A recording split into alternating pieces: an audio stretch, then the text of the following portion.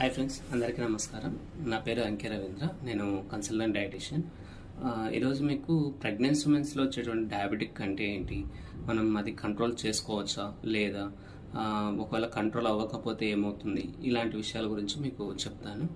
So pregnancy ఉమెన్లో diabetes అనేది కామన్గా ఎవరికి వస్తుందంటే, ఎవరైతే ఓవర్ వెయిట్ ఉండి బిఫోర్ ప్రెగ్నెన్సీ ఓవర్ వెయిట్ ఉండడం వల్ల, లేకుంటే వాళ్ళ ఇన్సులిన్ రెసిస్టెన్స్ ఎక్కువ ఉండడం వల్ల, ఇన్సులిన్ సరిగ్గా పనిచేయకపోవడం వల్ల, ఇలాంటి పర్సన్స్లో మాత్రం ప్రెగ్నెన్సీ ఉమెన్స్లో డయాబెటిక్ వచ్చేదానికి అవకాశం ఉంటుంది. ఒకసారి డయాబెటీస్ వచ్చిన తర్వాత, అంటే దాన్ని జీడిఎం అంటాము, జెస్టేషనల్ డయాబెటీస్ అంటాము. జెస్టేషనల్ డయాబెటీస్లో వచ్చేసి మనము ప్రెగ్నెన్సీ టైం పీరియడ్లో అది షుగర్స్ అనేది అన్కంట్రోల్డ్ ఉండడం, లేకుంటే తక్కువ అవ్వడం ఇలాగ ఉంటుందన్నమాట. వన్స్ డెలివరీ అయిన తర్వాత దాన్ని మనం కంట్రోల్ చేసుకోవచ్చు.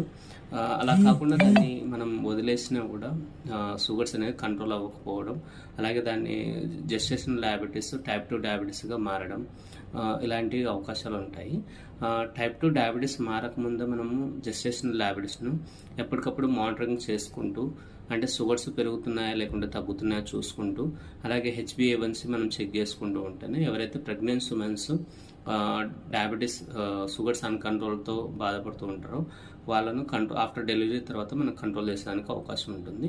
కాకపోతే ఏంటంటే మెయిన్గా ఇక్కడ రిస్క్ ఫ్యాక్టర్ ఒబేసిటీ కానీ, లేకుంటే మనకు తినే ఫుడ్ హ్యాబిట్స్ కానీ, లేకుంటే లైఫ్ స్టైల్ కానీ, ఇవన్నీ కూడా మనం కన్సిడర్ చేసుకోవాలి.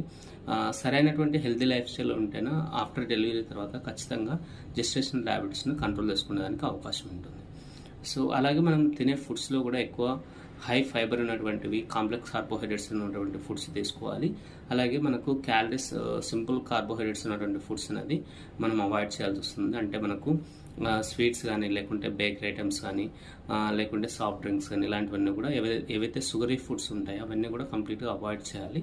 మనం తినేటువంటిది ఏదైనా కూడా షుగర్స్ అనేది పెరగకుండా కంట్రోల్లో ఉండేట్టుగా మనం చూసుకోవాల్సి వస్తుంది.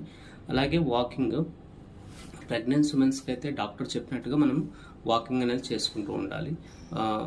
ఎవరైతే డాక్టర్ అడ్వైజ్ చేస్తారో దాని ప్రకారం మాత్రమే, టైమింగ్ ప్రకారం మీరు ఫిజికల్ యాక్టివిటీ అనేది కంటిన్యూ చేసుకుంటూ ఉండాలి.